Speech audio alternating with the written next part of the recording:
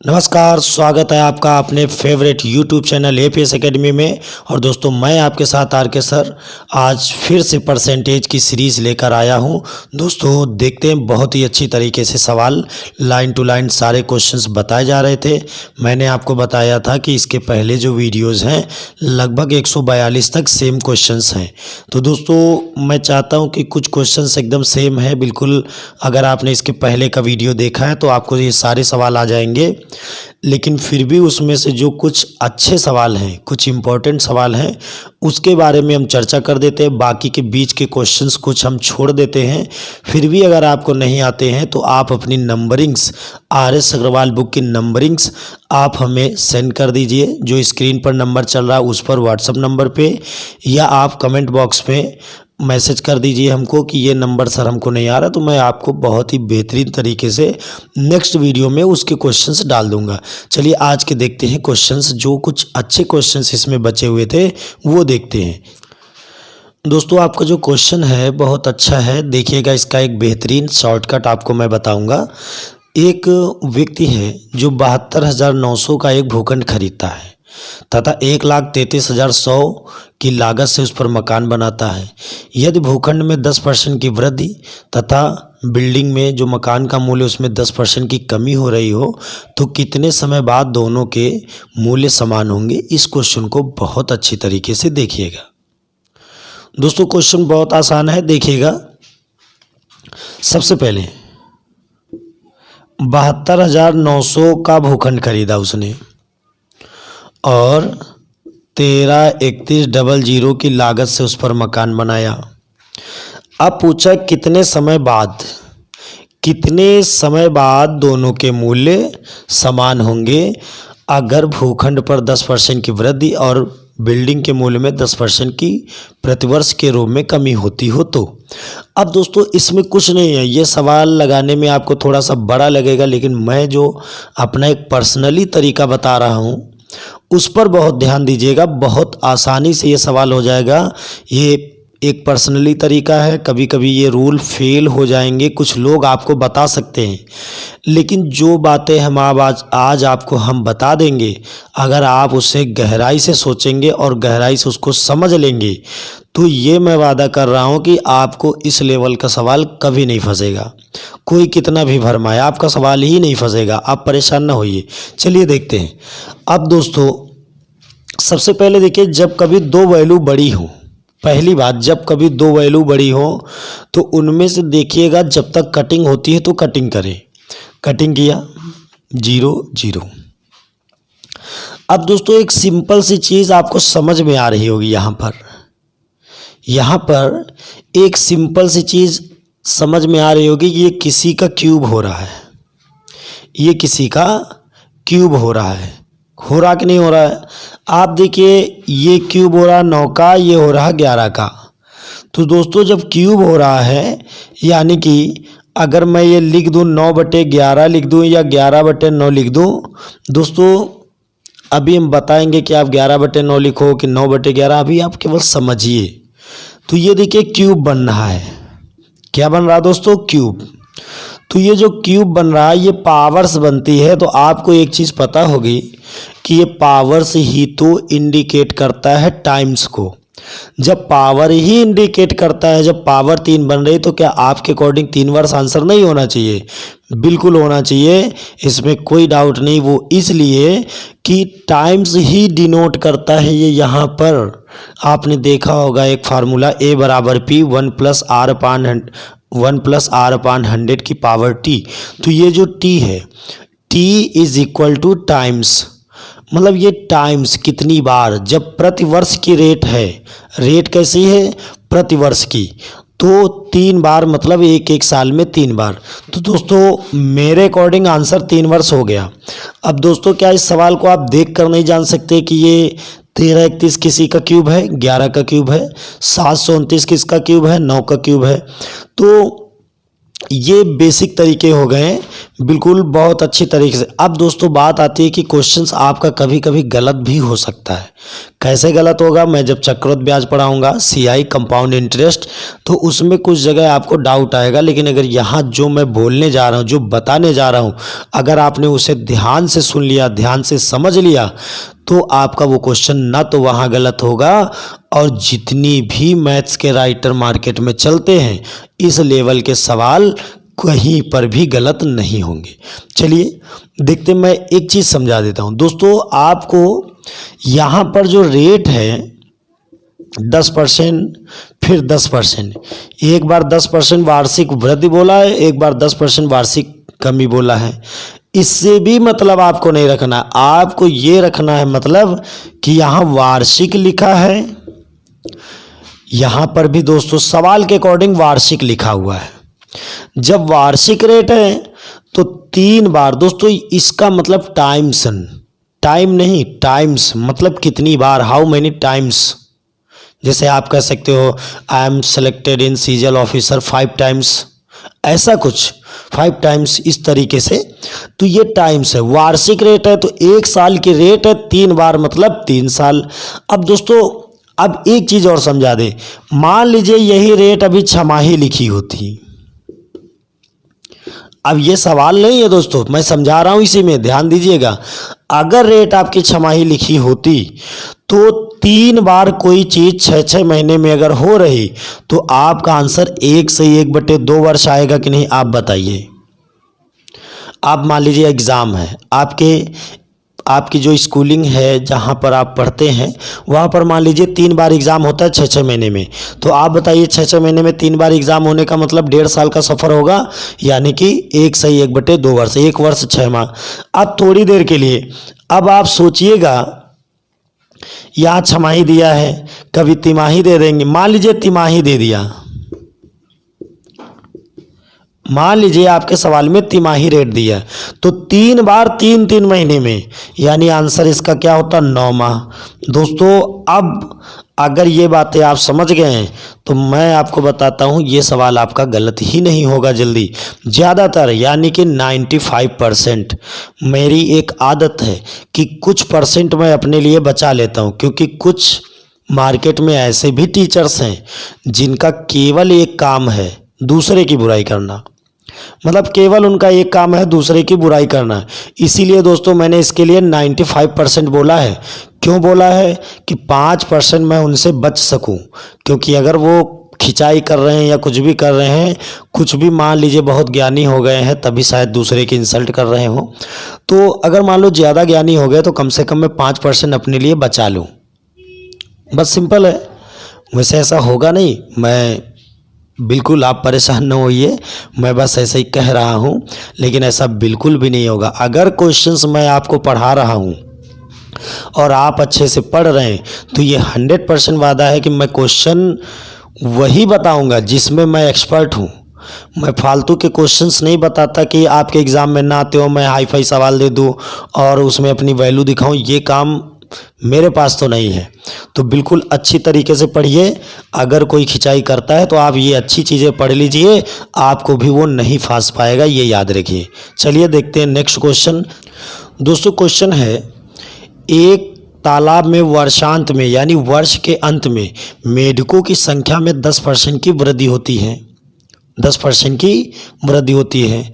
2004 के वर्षारंभ यानी वर्ष के आरंभ में मेढकों की संख्या 2,14,000 थी, तो 2006 के अंत में मेढकों की संख्या उस तालाब में पूछी गई है। तो दोस्तों सिंपल क्वेश्चन है, बहुत अच्छी तरीके से समझिएगा।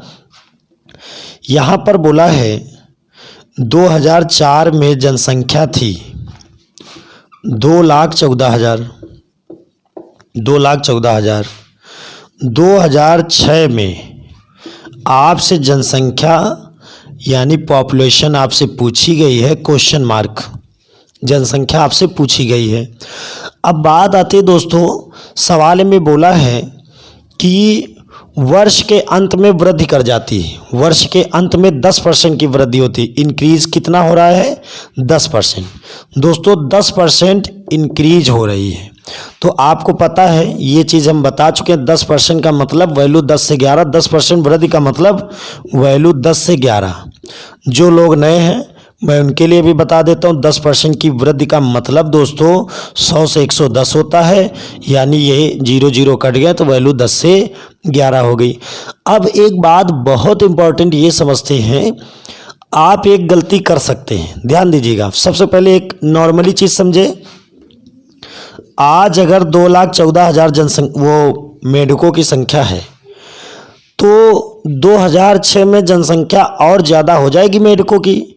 मेढकों की जो जनसंख्या होगी वो और ज़्यादा हो जाएगी कि नहीं हो जाएगी? सिंपल है, जो मेढकों की संख्या है वो और ज़्यादा हो जाएगी। तो और ज़्यादा हो जाने के लिए मैं इसके पहले वीडियोस में बहुत अच्छे से डिस्कस कर चुका हूँ। जब हमें आंसर इससे ज़्यादा पाना हो, यानी ये आंसर हमारा 2,14,000 2004 में है, तो 2006 में और ज़्यादा संख्या हो जाएगी। तो जब बड़ा आंसर पाना हो तो ऊपर 11 नीचे 10 फिर 11 फिर 10। अब दोस्तों एक मिस्टेक आपसे हो सकती है, आप सोचेंगे यहाँ 2004 है और यहाँ 2006 पूछा है। तो दोस्तों ये 2004 के प्रारंभ में है। क्या है? वर्षारंभ दिया है। वर्षारंभ यानी कि ये वर्षारंभ दिया है और ये वर्षांत में पूछा गया है। क्या पूछा गया है? वर्षांत में। तो आप देखिएगा यही फर्क है। ये लगेगा आपको 2 साल, लेकिन ये 3 साल है। ये स्टार्टिंग है और ये 2006 का एंड है, यानी ये 1 जनवरी 2004 है, ये 31 दिसंबर 2006 है। तो दोस्तों 3 वर्ष हुए। कितने वर्ष हुए? 3 वर्ष हो। तो 3 बार 11/10 लगाना पड़ेगा आपको। दोस्तों ध्यान दीजिएगा, ये सवाल है यहाँ तक 3 बार लगाना पड़ेगा। अब दोस्तों हल कर लीजिए। ये 3 0 से 3 0 कट गए। 11 11वां 121, 11वां 1331 इंटू 214 जब करेंगे तो 2,84,000 2,84,834 2,84,834 ये हमारा आंसर दोस्तों हो जाएगा। अब फिर आप सोच रहे होंगे सर फिर क्या रटाएं? रटे नहीं है दोस्तों। जब मुझे सवाल याद है तो उसका प्रश्न, जब मुझे प्रश्न याद है तो उसके आंसर्स हमको याद क्यों नहीं होंगे? मैंने कई बार बताया, पढ़ने का एक इंटरेस्ट होता है। जो सवाल आपको स्क्रीन पे दिख रहा है वो मुझे नहीं दिख रहा है, और मैं एक बार भी ऐसी आंखें नहीं करता हूँ कि आपको लग रहा हो कि सर किताब में देख लिया या ऐसे कर लिया वैसे, ये सब मैं नहीं करता। बिल्कुल एक बार सवाल पढ़ लेता हूँ, ऐसा नहीं कि मुझे लाइन से याद है, मैं एक बार सवाल पढ़ लेता हूँ, जब मैं बोर्ड मिटाता हूँ उसके बाद सवाल हो जाता है। सिंपल है। चलिए 2,84,834 इसका आंसर हो चुका है। देखते हैं नेक्स्ट क्वेश्चन क्या है बहुत अच्छी तरीके से। दोस्तों क्वेश्चन है, एक वर्ग की प्रत्येक भुजा में यदि 10% की वृद्धि की जाए तो उसके क्षेत्रफल में कितने % की वृद्धि होगी? तो दोस्तों सिंपल है, बिल्कुल नॉर्मली सवाल है, ध्यान दीजिए। कोई चीज़ 100 माने 10% की वृद्धि 110, फिर इसका 10% दोस्तों 11 जोड़ देंगे 121, तो 100 से कितना ज़्यादा हुआ? 21, यानी 21% वृद्धि। दोस्तों ये बात समझ में ना आई हो तो एक बार फिर से समझ लीजिए। किसी चीज़ को 100 माना, वर्ग का क्षेत्रफल भुजा स्क्वायर होता है, साइड स्क्वायर होता है, तो 2 पावर बनी। जब मैंने स्टार्टिंग पे वीडियोस ये डाले थे, परसेंटेज शुरू किया था, पहला वीडियो जाके देख सकते हैं, तो उसमें मैंने ये चीज़ बताई थी, जितनी पावर्स पूछी गई चीज़ पर हो उतने बार परिवर्तन आए हुए रिजल्ट पर करें। तो स्टार्टिंग में क्या माने? किसी भी चीज़ का आयतन हो या क्षेत्रफल हो, जो भी ये सवाल हो, स्टार्टिंग 100 मानेंगे, 10% की वृद्धि, तो 100 का 10% 10 जुड़ा 110, अब 110 का 10% 11 जुड़ेगा 121। अब 100 से कितना ज़्यादा हो गया? तो 21%, 21 ज़्यादा तो 21%। दोस्तों एक चीज़ और समझ लीजिए, आपको पता होगा ये वर्ग है। क्या है? वर्ग।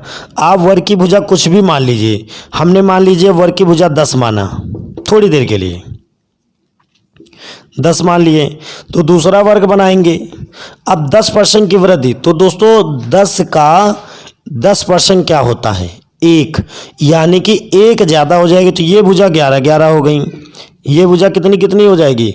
11। इसका क्षेत्रफल भुजा स्क्वायर 100, इसका क्षेत्रफल 11 में 121, 100 से कितना ज़्यादा? 21, तो 21% आंसर।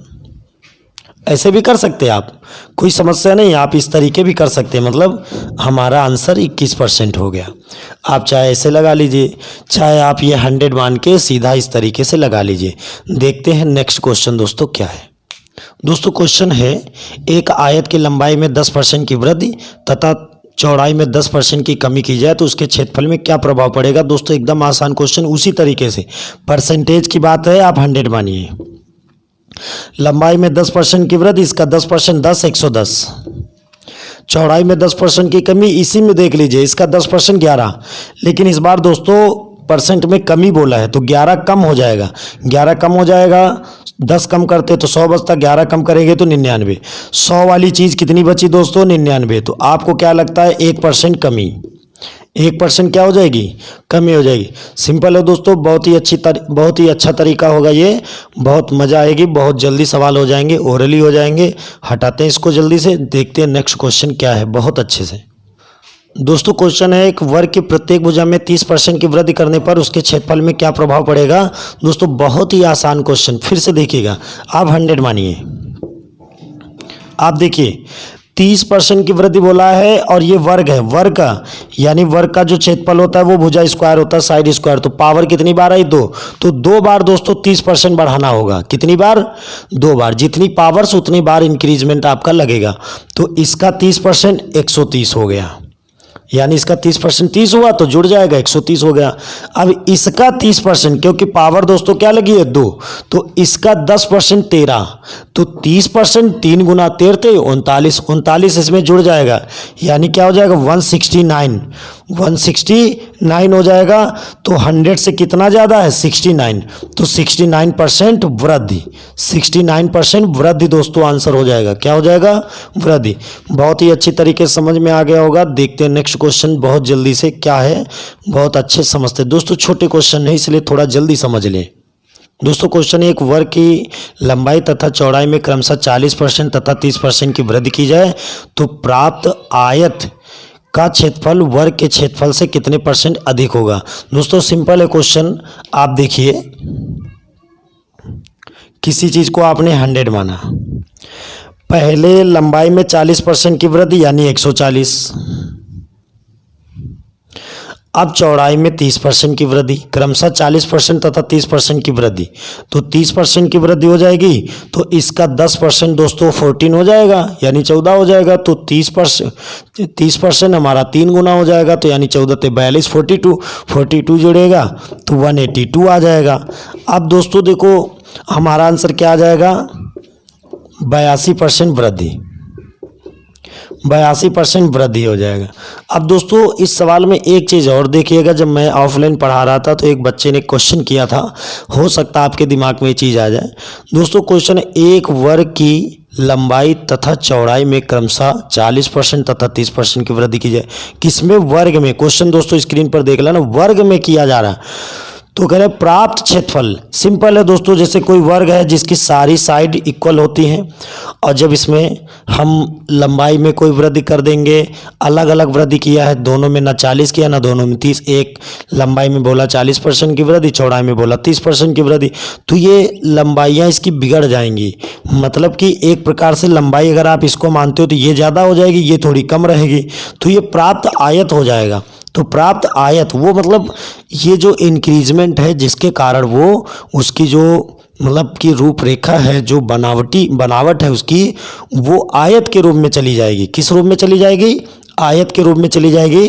तो इसीलिए बोला है कि प्राप्त आयत का क्षेत्रफल पहले वाले वर्ग के क्षेत्रफल से कितना अधिक है। तो मैंने कोई चीज़ कितनी मानी दोस्तों, 100। जब मैंने 100 मानी तो इसका मतलब पहले प्रारंभिक उसकी कंडीशन कितनी चल रही, 100 क्षेत्रफल चल रहा है, और फिर कितना हो गया 182, 182 हो गया। तो कितना ज़्यादा है, 82, तो 82% वृद्धि। बाकी क्वेश्चन आप ऐसे सिंपली लगा सकते हो, कोई दिक्कत नहीं। चलिए देखते हैं नेक्स्ट क्वेश्चन अच्छे से।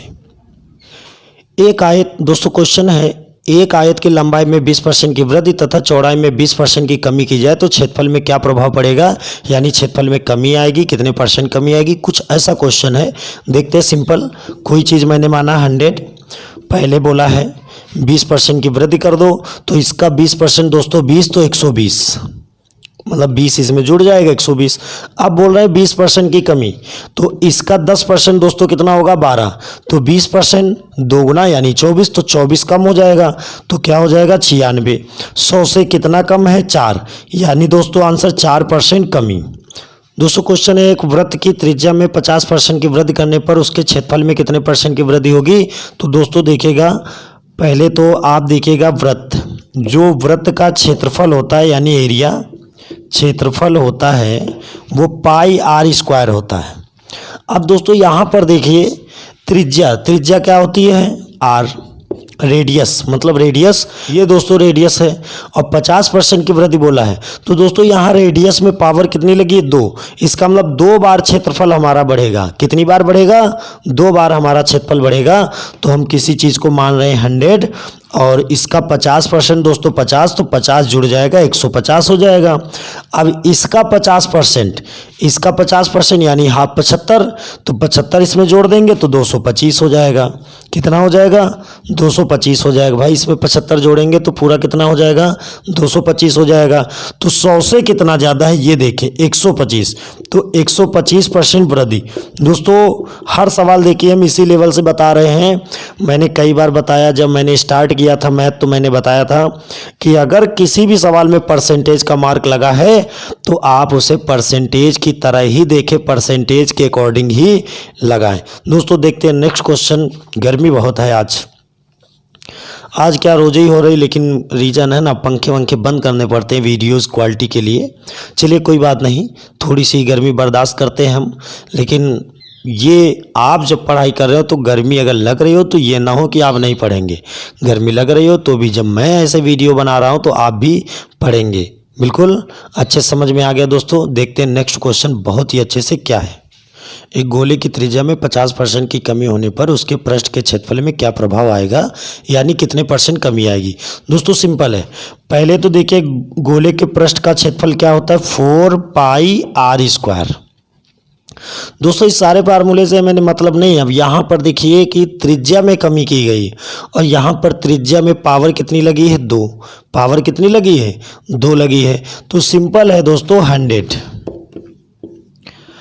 50% की कमी, तो इसका 50% 50 होगा, 50 कम हो जाएगा तो 50 ही बचेगा। 100 में 50 कम हो जाएगा तो 50 कम पड़ेगा, मतलब 50 बचेगा।